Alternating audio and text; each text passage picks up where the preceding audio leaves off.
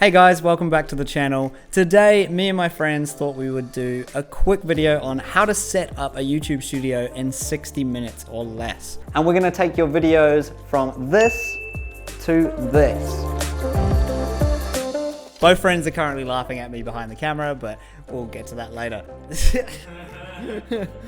Cool, so if you haven't been to my channel before, here you can find content about filmmaking, travel, and personal development. So today it's all about how can you set up a room that's like this big, just echoey room that we're not really doing much with. It might be a big living room for you, or it might be just a workshop that's not being used. Can we actually use this to become a studio for filming YouTube videos or similar? So what we thought we would do is we'd do a quick breakdown of how we achieve the setup that you're seeing now, the type of camera that's being used, the lighting, the audio, and you ruined my flow, man. The audio and even the set as well, and actually achieving the best results out of each of these things. And you don't have to worry too much about spending lots of money. Some of this stuff is quite cheap and really effective at doing the job. And I'll make sure to link all of that in the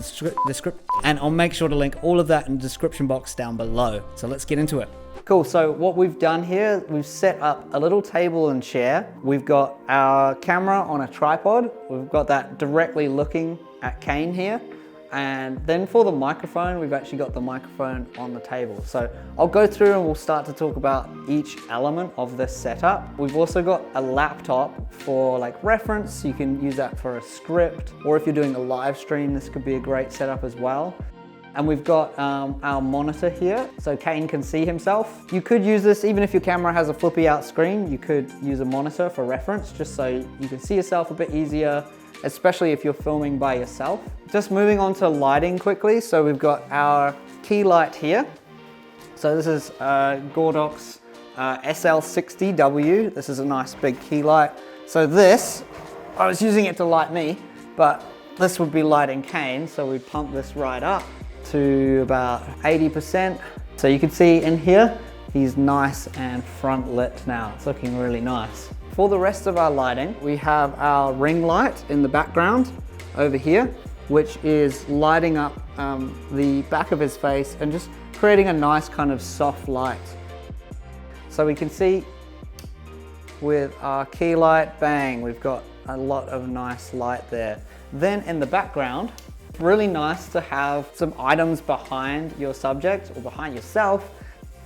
This was a plain wall before we started, but we decided to put some shelves in the background, you know, put some things that are relevant to the channel. In this case, it's filmmaking, so we got some cameras, and I've just got a little RGB Huguenot light. This can go any color. So we've just got a nice bit of magenta in the background. I'm a big fan of just like putting lots of lights in the image that are different colors. I think that makes things look really nice. But essentially, on our subject here, on Kane, we've literally got a key light lighting up most of his face, and we have a fill light lighting the side of his face. Now, why do we have this big, ugly looking sheet up, you might ask? This is actually mostly for the sound, right? So this is a very reverby, echoey room.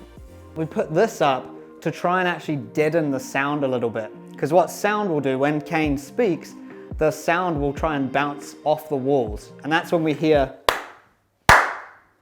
that really big echo. Just use what you have around the house, because this is an easy way to do it. It's doing a little bit, it's not perfect, but if you have good microphone equipment for your audio, then that's gonna help. Moving on to the audio, we're actually not taking audio out of the camera. We've actually got a podcast mic here, which is really nice, high quality audio. The other advantage of having a separate mic from the camera is that you get to show off your equipment on screen, right? This is a really great way of getting audio. It's just a cable that goes into a little box here. It's a little audio box. We can put two microphones in here, and we just send it to our computer with USB. And then I just usually record the audio using Adobe Audition on my computer.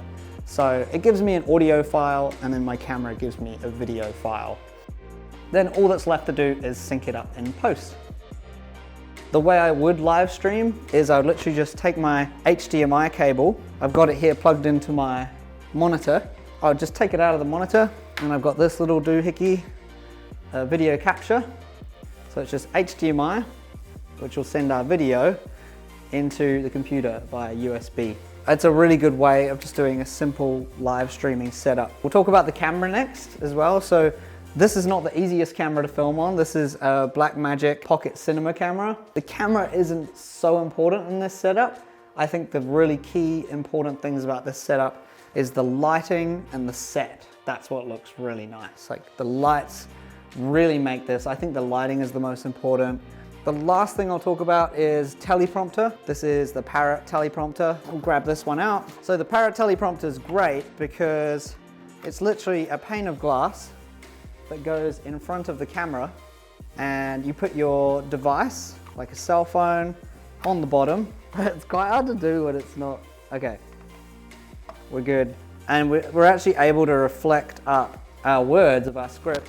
It'll be directly down the barrel of the lens. Cool guys, and that is the setup. So fairly basic, took us 60 minutes to set this up. All of the equipment that we use here today, I'll make sure to put links for it in the description box below. Thanks so much for watching guys. Today it was really about how can we achieve a really professional quality setup for YouTubing or even live streaming in 60 minutes or less. Because I know I for one hate setting up all of the equipment, and you know, I just really want to get into filming. So if you do have any questions about any of the gear we talked about today or how you can get started, I'm happy to help, and I'll see you next time.